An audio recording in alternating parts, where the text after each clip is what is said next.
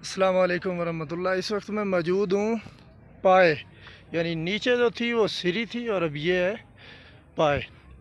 तो यहाँ पे आपको दिखाते हैं वो नीचे, क्योंकि जो मेरा से कैमरा है वो शायद आपको दिखा रहा हो, वो जो नीचे आपको सर के नीचे वहाँ है वो शोग्रैन नीचे, वहाँ से हम यहाँ पहुँचे हैं पाए पे। पहले सिरी आई थी, अब पाए पे पहुँचे।